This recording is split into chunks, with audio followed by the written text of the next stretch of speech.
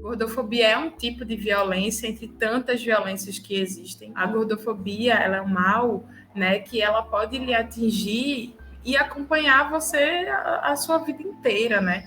Assim, eu já ouvi relatos muito fortes, que eu tinha um projeto chamado Olhe-se a Beleza Além do Peso, e a gente sempre falava, e eu lembro muito forte de um depoimento de uma das participantes, que ela disse, minha família, ela sempre vive falando para mim, eu tenho que fazer redução, eu tenho que, né, eu tenho que parar de ser gorda, enfim.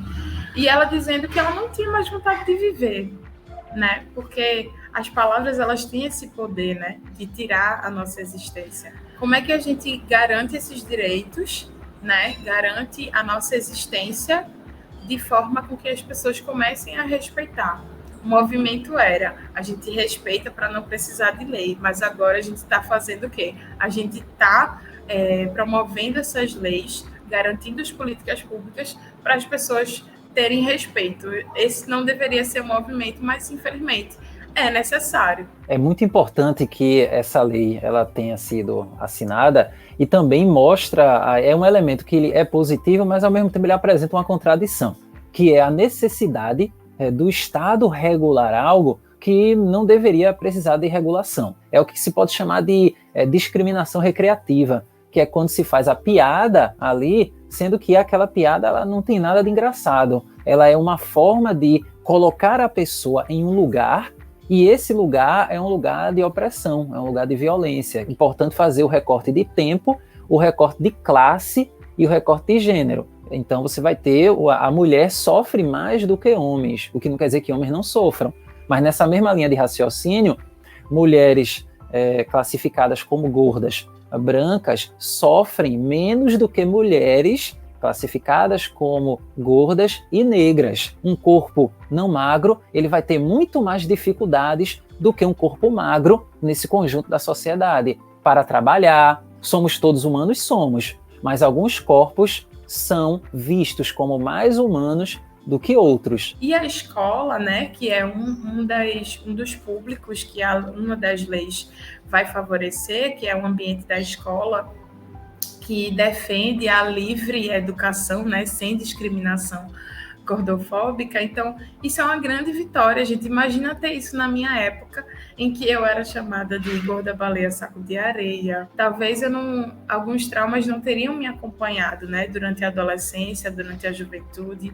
Você tem aí um elemento que é importante, que é criar uma proteção para esse jovem, que ao final das contas é quem é mais terrivelmente bombardeado por essa situação. Daí a importância da lei, mas você precisa ter um processo de trabalho com os professores, porque o que pode acontecer, o que possivelmente pode acontecer eu não vou falar nada do corpo de fulano porque agora é contra a lei, né? Você não pode nem mais dizer que o gordo é gordo.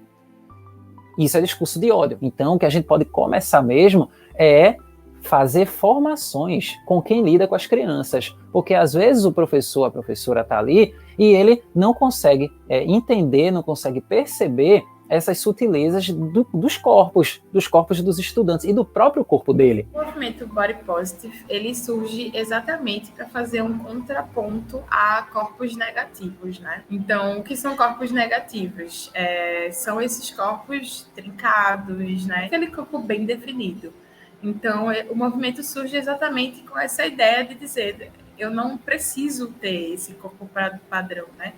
O corpo positivo, ele é cheio de curvas, ele é diversificado, né? Para a gente naturalizar esses corpos, sabe? Não de uma forma romantizada, ai meu Deus, a autoestima é linda, perfeita, não, mas de uma forma real, né? Cada sociedade, ela tem, em uma determinada época, um conjunto de ideias que vai orientar a vida das pessoas. O que nós temos hoje é que, com a alteração desse padrão, com o momento em que o corpo magro, o corpo esguio, ele é colocado como corpo belo, então o corpo abjeto passa a ser aquele corpo que é o corpo não magro.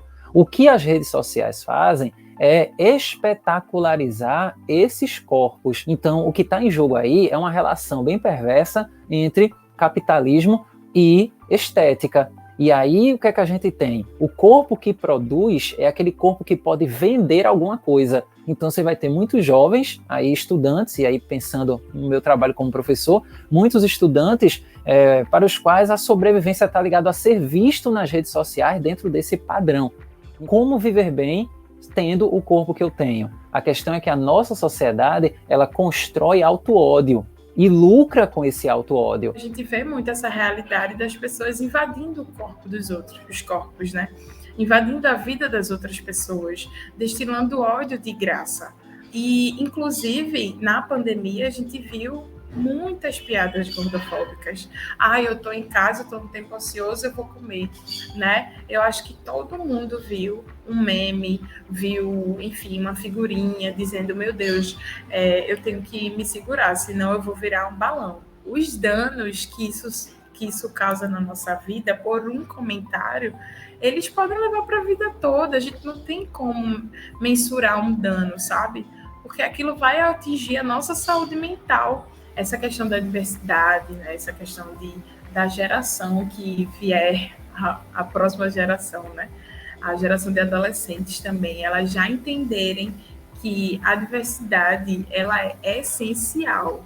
Não é uma coisa de, eu vou optar. Não é opcional, ela é essencial. Imagina se a gente tivesse uma publicidade, se a gente tivesse só comerciais em que a gente olhasse, tivesse mulheres gordas, mulheres pretas, mulheres trans, mulheres não binárias, mulheres com deficiência. Poxa, se a gente tivesse essa diversidade, a gente não ia precisar fazer com que as pessoas aceitem os nossos corpos, né? Porque não ia ser uma luta por aceitação.